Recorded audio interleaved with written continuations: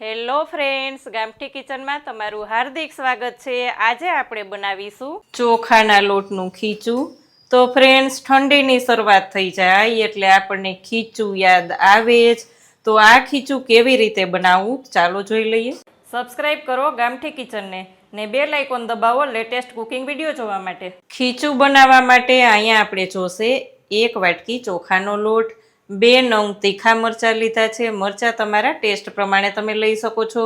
લીલા ધાણા, 1 ટીસ્પૂન આપણે અહીં પાપડ ખાર, સ્વાદ અનુસાર નમક, 1 ટીસ્પૂન આખું જીરું અને ખાટી કેરીનો જે મસાલો આવે છે તે આપણે 1 ટેબલ સ્પૂન જેટલો લેશું। અહીંયા આપણે 3-4 ભાગનું પાણી રાખીશું, જેથી કરીને ઉપરથી આપણે પાણીનો ઉપયોગ ના કરવો પડે।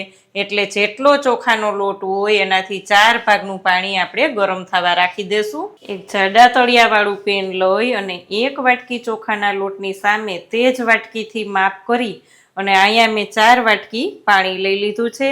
તેમાં લઈ લેશું 1 ટીસ્પૂન આખું જીરું। આખું જીરુંથી એકદમ સરસ ફ્લેવર આવશે। તીખા લીલા મરચાં લીધા છે 2 નંગ, જેથી કરીને એની તીખાશ ખૂબ જ સરસ ટેસ્ટી લાગશે। તીખાશ આવશે, તીખાશ તમારા ટેસ્ટ પ્રમાણે તમે લઈ શકો છો। બાળકોને જો ખાવાનું હોય ખીચું તો મરચાં ઓછા ઉપયોગ કરવા, એના કરતાં પણ જો મોળા મરચાં પણ લઈ શકો છો। અહીંયા આપણે સ્વાદ અનુસાર નમક લઈ લેશું। નમક આશરે 1 ટેબલ સ્પૂન જેટલું છે। નમકનું પ્રમાણ થોડુંક વધારે રાખવાનું, જેથી કરીને ખીચું એકદમ ટેસ્ટી લાગશે।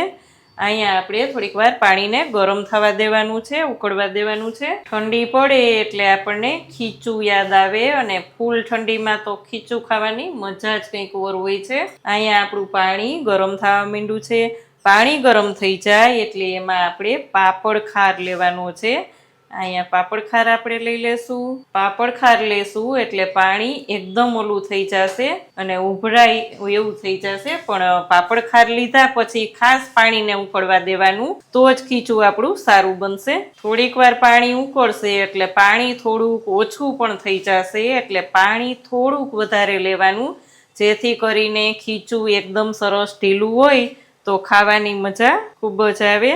તેમાં જ આપણે લઈ લેવાના છે લીલા ધાણા, પણ અંદર જ એડ કરી દેવાના છે અને ગેસની ફ્લેમને એકદમ સ્લો કરી અને આપણે ચોખાનો લોટ લઈ લેવાનો છે। ચોખાનો લોટ લઈ લઈ એટલે આપણે ધીમે હળવા હાથે વેલણથી ચલાવવાનું છે। વેલણથી એકદમ સરસ મિક્સ કરી દેવાનું। ફ્લેમને એકદમ સ્લો રાખવાની, જેથી કરીને તળિયામાં ચોટે નહીં। અહીંયા આપણે બધું જ મિક્સ કરી દઈ એટલે ઢાંકણ ઢાંકી અને આમાં જ બફાવા દેશું। જો તમારે અલગથી બાફવું હોય તો સ્ટ્રીમર મૂકી દેવાનું અને અલગથી બાફી લેવાનું, પણ અહીંયા વરાળમાં જ ખૂબ જ સરસથી બફાઈ જશે અને ફટાફટ પણ થશે। અહીંયા આપણું ખીચું એકદમ સરસ સ્ટીમ થઈ ગયું છે, કલર પણ સરસ ચેન્જ થઈ ગયો છે, તમે જોઈ શકો છો ફ્રેન્ડ્સ। સર્વ કરીશું। સર્વ કરવા માટે અહીંયા આપણે પહેલા એક વાટકીમાં લઈ લેવાનું છે। સર્વ કરવા માટે અહીંયા આપણે એક બાઉલમાં લઈ અને સિંગ તેલ લેવાનું છે। તેલનું પ્રમાણ થોડુંક વધારે રાખવાનું, જેથી કરીને આપણું ખીચું એકદમ મસ્ત ટેસ્ટી લાગે। ઉપરથી આપણે લઈ લેવાનો જે ખાટી કેરી આપણે બનાવતા હોય તેનો મસાલો હોય તે લેવાનો છે, જેથી કરીને એકદમ ટેસ્ટી એવું આપણું ખીચું લાગશે। ખાટી કેરીનો મસાલો ખાસ લેવાનો, તો જ ખીચું એકદમ મસ્ત લાગશે। જો વધારે તીખું ભાવતું હોય તો ખાટી કેરીનો મસાલો વધારે લઈ શકો છો। તો ફ્રેન્ડ્સ, અહીંયા ગરમા ગરમ ખીચું મસ્ત રેડી છે। તમે આ રીતે ખીચું બનાવો છો કે નહીં તે કમેન્ટ કરીને મને ચોક્કસ કહેજો, અથવા તો તમને ખીચું ભાવે છે કે નહીં તે પણ કોમેન્ટ કરીને ચોક્કસ કહેજો। કેવી લાગી રેસીપી? જો સારી લાગે તો વિડીયોને લાઈક ને શેર કરજો। ચેનલમાં નવા હોય તો સબસ્ક્રાઇબ કરીને બેલ આઇકોન પ્રેસ કરજો। આવજો ફ્રેન્ડ્સ।